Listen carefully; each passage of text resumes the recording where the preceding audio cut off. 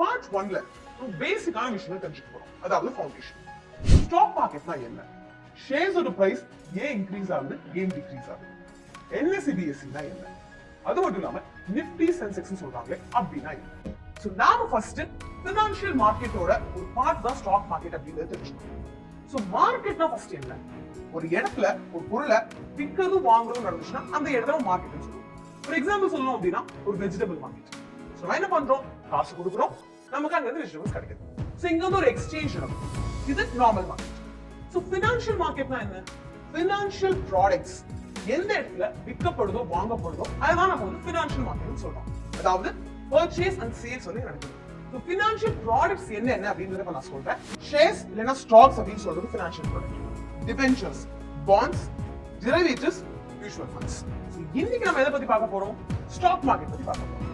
So stock மார்க்கெட்னா இப்ப என்ன? Market நம்ம தெரிஞ்சுக்கிட்டாச்சு. அந்த இடத்துல விக்கிறதும் வாங்குறதும் நடக்கும். சோ ஸ்டாக் மார்க்கெட்ல என்ன நடக்கும்? ஷேர் இல்லனா ஸ்டாக் அப்படின்னு சொல்லப்படுது. ரெண்டுமே ஒண்ணுதான். இத வந்து விக்கிறதுக்கும் வாங்குறதுக்கும் இருக்கிற அந்த ஒரு மார்க்கெட் தான் ஸ்டாக் மார்க்கெட். இந்த ஸ்டாக் மார்க்கெட்ல நீங்க ஷேர் வாங்குறப்போ அந்த கம்பெனி ப்ரொவைட் பண்ணுற ஷேர்ஸ் இந்த கம்பெனியோட சின்ன ஓனர்ஷிப் நீங்க வாங்குறீங்க. சோ இன்டைரக்ட்லி நீங்க வந்து அந்த கம்பெனியோட ஒரு ஸ்மால் ஓனர் அப்படின்னு சொல்லிக்கலாம். சோ நம்ம வந்து ஸ்டாக் மார்க்கெட் என்னன்னு பார்த்தாச்சு. அந்த ஷேர்ஸ் நீங்க வாங்குறீங்க அப்படின்னா ஒரு பார்ஷியல் ஓனர்ஷிப் ஆஃப் அந்த கம்பெனி வாங்குறீங்கன்னு பார்த்தாச்சு. ஆனா அந்த கம்பெனி எதுக்காக அவங்களோட ஷேர்ஸை பப்ளிக்கு ப்ரொவைட் பண்றாங்க? இந்த क्वेश्चन கண்டிப்பா வரும்ல. இதோட ஆன்சர் என்ன அப்படின்னு பார்த்தோம்னா, இப்ப நான் ஒரு கம்பெனி வச்சுட்டு நான் அசியூம் பண்ணிக்கலாம். Company XYZ. இந்த கம்பெனி XYZ லிமிடெடோட ப்ராடக்ட்ஸ் நல்லா போச்சு, நல்ல ப்ராஃபிட் எனக்கு கிடைக்கும், நல்ல டிமாண்ட் வந்து மக்கள் ஆசைப்பட்டு அதை வாங்குறாங்க. சோ என்னோட கம்பெனி எக்ஸ்பேண்ட் பண்றோம் அப்படின்னா நான் இப்ப சென்னையில மட்டும் ஒரு பிரான்ச் வச்சிருக்கேன். சோ என்னோட ஃபேக்டரி நான் திருச்சி, கோயம்புத்தூர், மதுரை அப்படின்னு சொல்லி எல்லா இடத்துலயும் வைக்கணும்னு ஆசைப்பட்டேன். வைக்கணும்னா எனக்கு என்ன தேவை? காசு. 100 கோடியா இருக்கலாம், 200 கோடியா இருக்கலாம்.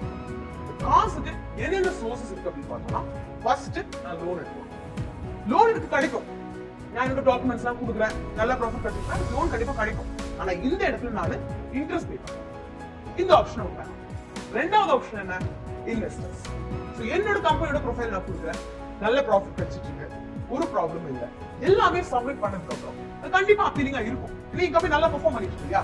இப்ப இன்வெஸ்டர்ஸ் ரெடி ஆயிடுவாங்க, காசு இன்வெஸ்ட் பண்றது. நான் இன்வெஸ்ட் பண்றேன், வெளிய இருந்தவங்க இன்வெஸ்ட் பண்றாங்க. சோ இங்க என்ன நடக்கும்? எனக்கு கிடைக்கக்கூடிய ப்ராஃபிட்ல அவங்களுக்கு நான் ஒரு பார்ட் வந்து கொடுப்பேன். சோ ஆன் தி ஹோல் என்ன? நான் என்னோட கம்பெனி எக்ஸ்பேண்ட் பண்றதுக்கு லோன் எடுத்தாலும் சரி, இன்வெஸ்டர்ஸ் கிட்ட காசு வாங்கினாலும் சரி, காஸ்ட் நீ சைடுல தான் கொடுக்கணும். I will pay. But third of picture என்ன வருது அப்படின்னு பார்த்தோம்னா, source of money stock market. நமக்கு லோனும் வேணாம், இன்வெஸ்டர்ஸும் வேணாம். ஸ்டாக் மார்க்கெட் ஏன் நமக்கு வேணும்? நான் என்னோட கம்பெனியோட ஷேர்ஸை பப்ளிக் ஆஃபர் பண்றேன். என்னோட கம்பெனி நல்லா பெர்ஃபார்ம் பண்ணுதா, டிமாண்ட் நல்லா இருக்கா, என்னோட கம்பெனியோட ஷேர்ஸோட பிரைஸ் ஜாஸ்தியா இருக்கும். 100 ரூபாய்க்கு வாங்குறாங்கன்னு வச்சுக்கோங்க. இன்னும் நிறைய ப்ராஃபிட் கிடைக்கிறப்போ அந்த வாங்கின ஷேர் ஹோல்டர்ஸ்க்கு என்ன நடக்கும்? அவங்களோட ஷேரோட வேல்யூ ஜாஸ்தியாகும். 100 ரூபாய் இருந்தது 150 மாறும், 150 200 மாறும், 200 300 மாறும். சோ பேசிக்கலி என்ன நடக்குது? அந்த ஷேர் வாங்கின அந்த ஷேர் ஹோல்டர்ஸ்க்கு ப்ராஃபிட். நமக்கு அதாவது என்னோட கம்பெனிக்கு எனக்கு என்ன கெயின்? நான் இன்ட்ரெஸ்டும் பே பண்ணல, சேம் டைம் வேற ஒருத்தவங்க கிட்ட என்னோட ப்ராஃபிட்டை ஷேர் பண்ணிக்கணும் அவசியம் கிடையாது. ஏன்னா என்னோட ஷேர் ஹோல்டர்ஸ்க்கு ப்ராஃபிட், ஷேரோட பிரைஸ் இன்க்ரீஸ் ஆகிறப்ப கிடைச்சிருச்சு. இது எதுவுமே பண்ணல, என்னோட காசு என்கிட்டே தான் வந்திருக்கு. எனக்கு தேவையான ஃபண்டையும் நான் வந்து உருவாக்கிட்டேன், என்னோட கம்பெனி எக்ஸ்பேண்ட் பண்ணியாச்சு. சோ எனக்கும் இங்க பெனிஃபிட், ஷேர் வாங்குறவங்களுக்கும் பெனிஃபிட். இதனாலதான் கம்பெனி அவங்களோட ஷேர்ஸை வந்து பப்ளிக்கு ஆஃபர் பண்றாங்க. ஓகே, ஒரு சின்ன எக்ஸாம்பிள். சோ என்னோட கம்பெனி XYZக்கு 1 crore காசு வந்து வேணும் expansion.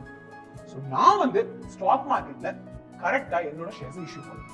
So 1 lakh shares issue பண்றேன். சோ நம்மளோட ஒரு ஷேரோட பிரைசிங் என்னவா இருக்கும்? 1 கோடி டிவைடட் பை 1 லட்சம். சோ ஒரு ஷேரோட பிரைஸ் 100 ரூபாய். இத வந்து மக்கள் வாங்குறாங்க, நல்ல டிமாண்ட் இருக்கு, இந்த கம்பெனி நல்லா பெர்ஃபார்ம் பண்ணுது. என்னோட கம்பெனி ப்ராஃபிட் பாக்குது, டிமாண்ட் இன்க்ரீஸ் ஆகுது அப்படின்னா ஷேர் பிரைஸ் இன்க்ரீஸ் ஆகும். ஆனா ஒருவேளை என்னோட கம்பெனி லாஸ்ல போயிடுச்சு அப்படின்னா நீங்க வாங்குற ஷேரோட பிரைஸும் கீழே போயிடும். நிறைய சினாரியோஸ் சொல்லலாம். ஒரு ஷேரோட பிரைஸ் கீழே போட்டு என்னென்ன ரீசன்ஸ் இருக்கு? ஃபர்ஸ்ட் சினாரியோ, என்னோட கம்பெனி அதாவது XYZ அப்படின்னு சொல்லப்படுற கம்பெனி ஸ்கேம்ல வந்துச்சு, அதை பத்தி நியூஸ் தெரிய வந்துச்சுன்னா அந்த இடத்துல ஷேர் பிரைஸோட வேல்யூ குறைச்சு. அடுத்தது என்ன அப்படின்னு நான் CEO என்னோட கம்பெனியோட திடீர்னு நான் ரிசைன் பண்ணிட்டேன், எனக்கு அந்த கம்பெனிக்கு சம்மதம் இல்லை சொல்றேன்னா அந்த இடத்துல என்னோட கம்பெனியோட ஷேர் பிரைஸ் குறையும். இங்க சென்டிமெண்ட் அப்படின்னு ஒரு விஷயம் போடுறாங்க. நம்ம இந்தியாவோட ஸ்டாக் மார்க்கெட்ல sentiment place a big role. இது கண்டிப்பா விஷயம். சோ ரெண்டு சினாரியோ கம்பெனியோட ஷேர் பிரைஸ் குறையிறதுக்கு நம்ம பார்க்கலாம். இப்போ இன்னொரு சினாரியோ நான் சொல்றேன். திடீர்னு ஒரு நியூஸ் வந்து வெளியே வருது, XYZ லிமிடெட் கம்பெனிக்கு 100 crore கான்ட்ராக்ட் கிடைச்சிருக்கு. இந்த கான்ட்ராக்ட் எனக்கு கிடைச்சிச்சுன்னா என்ன ஆகும்? என்னோட ஷேர் பிரைசஸ் மேல போகும்.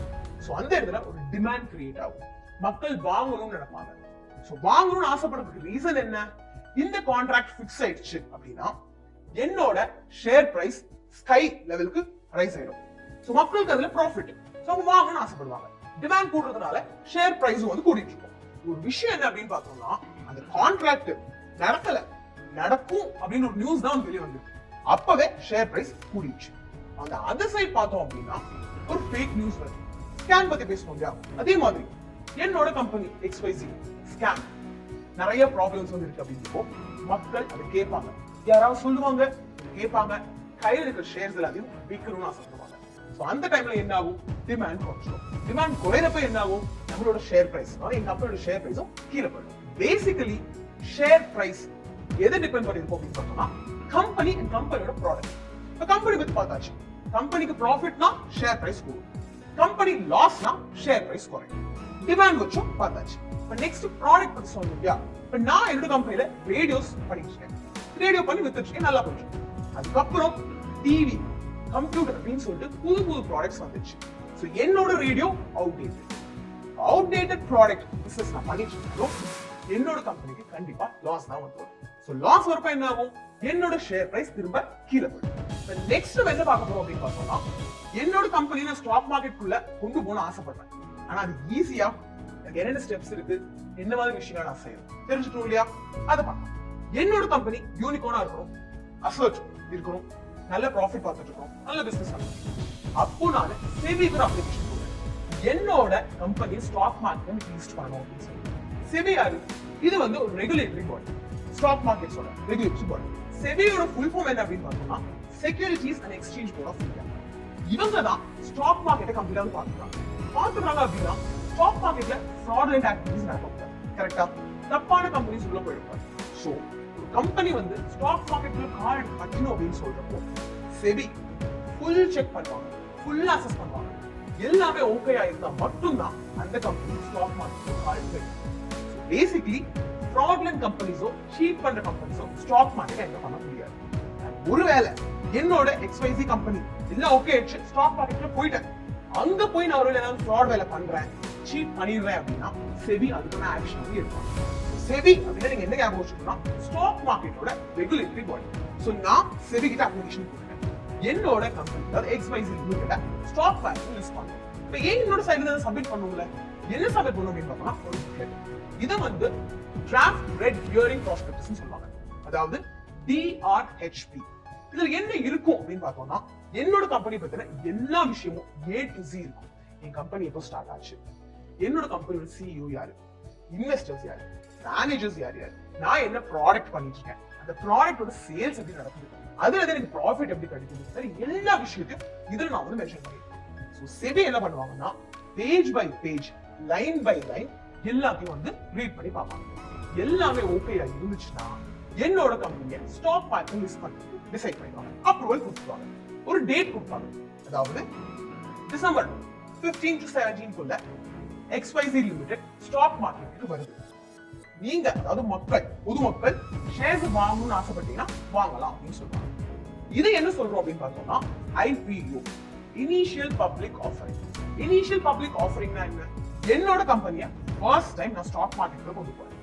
So first time initial public, பொதுமக்களுக்கு ஆஃபர், இனிஷியல் பப்ளிக் ஆஃபர். இந்த இடத்துல என்ன நடக்கும்? என்னோட கம்பெனியோட ஷேர்ஸ் வாங்குறதுக்கு பொதுமக்களுக்கு ஒரு ஆப்பர்ச்சுனிட்டி கிடைக்கும். இது வரைக்கும் என்ன பார்த்துருக்கோம்? ஸ்டாக் மார்க்கெட்னா என்ன, ஷேர் பிரைஸ் எதனால இன்க்ரீஸ் ஆகுது டிக்ரீஸ் ஆகுது, ஒரு கம்பெனி எப்படி ஸ்டாக் மார்க்கெட்டுக்குள்ள லிஸ்ட் ஆகலாம், IPOனா என்ன பார்த்தாச்சு. இதெல்லாம் நடந்ததுக்கு அப்புறம் இவங்க எங்க ஆக்சுவலி லிஸ்ட் ஆவாங்க? இங்க நம்ம தெரிஞ்சுக்க வேண்டியது NSE, BSE.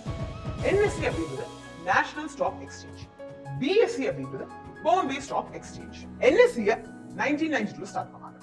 இதுல 1800 பிளஸ் கம்பெனிஸ் லிஸ்ட் ஆயிருக்கு. அதாவது 1800க்கும் மேற்பட்ட கம்பெனிஸ் வந்து லிஸ்ட் ஆயிருக்கு. இன்னொன்னு என்ன? பிஎஸ்சி. பிஎஸ்சிய 1975ஆம் ஆண்டு ஸ்டார்ட் பண்ணாங்க. இங்க 5000க்கும் மேற்பட்ட கம்பெனிஸ் வந்து லிஸ்ட் ஆயிருக்கு. NSC BSc partnership. அடுத்து நம்ம பார்க்கிறது நிஃப்டி சென்செக்ஸ். இது வந்து இண்டிகேட்டர்ஸ். இண்டிகேட்டர்ஸ்னா என்ன? எப்படி பெர்ஃபார்ம் பண்ணுது என்எஸ்சி பிஎஸ்சி அப்படிங்கற இண்டிகேட் பண்ணக்கூடிய இண்டிகேட்டர்ஸ் தான் நிஃப்டி அண்ட் சென்செக்ஸ். நிஃப்டின்றது என்எஸ்சி யோட இண்டிகேட்டர், சென்செக்ஸ்ன்றது பிஎஸ்சி யோட இண்டிகேட்டர். சோ நிஃப்டி எடுத்துக்கோ, நிஃப்டி 15 சொல்லுவாங்கல்ல. சோ இங்க வந்து டாப் 50 கம்பெனிஸ் லிஸ்ட் ஆயிருக்கு. நிறைய கம்பெனிஸ் இருக்குல்ல, அதுல டாப் 50 கம்பெனிஸ் லிஸ்ட் பண்ணிருப்பாங்க. எப்படி டிசைட் பண்றாங்க? அந்த கம்பெனியோட மார்க்கெட் கேபிடலைசேஷனை பேஸ் பண்ணி. டாப் 50 கம்பெனிஸ்ல மோஸ்ட் ஆஃப் தி கம்பெனிஸ் நல்லா பெர்ஃபார்ம் பண்ணிட்டு இருக்காங்க, அவங்களோட ஷேர் பிரைஸ் நல்லா இருக்குன்னா நம்மளோட நிஃப்டி இஸ் குட். இல்ல கீழ பெர்ஃபார்ம் பண்ணிட்டு இருக்கு, ஷேர் பிரைஸ் தான் கம்மியா இருக்கு மோஸ்ட் ஆஃப் தி கம்பெனிஸோட அப்படின்னா நம்மளோட நிஃப்டி கீழ இருக்கிறாங்க. சென்செக்ஸ் எடுத்துக்கோனா டாப் 30 கம்பெனிஸ் இங்க வந்து லிஸ்ட் ஆயிருக்கு. சேம் திங் தான். 30 கம்பெனிஸ்ல மோஸ்ட் ஆஃப் தி கம்பெனிஸ் நல்லா பெர்ஃபார்ம் பண்ணாங்க, சென்செக்ஸ் நல்லா இருக்கு. மோஸ்ட் ஆஃப் தி கம்பெனிஸ் நல்லா பெர்ஃபார்ம் பண்ணலைனா சென்செக்ஸ் கீழ இருக்கு. சோ சென்செக்ஸ் அண்ட் நிஃப்டினா என்ன? நம்மளோட என்எஸ்சி பிஎஸ்சி யோட இண்டிகேட்டர்ஸ். சோ இன்னைக்கு இந்த வீடியோல நம்ம இவ்வளவு தான் வந்து பார்க்க போறோம். நான் இந்த வீடியோவை முடிக்கிறேன். அடுத்த வீடியோல, அதாவது அடுத்த சீரீஸ்ல திரும்ப நான் மீட் பண்றேன்.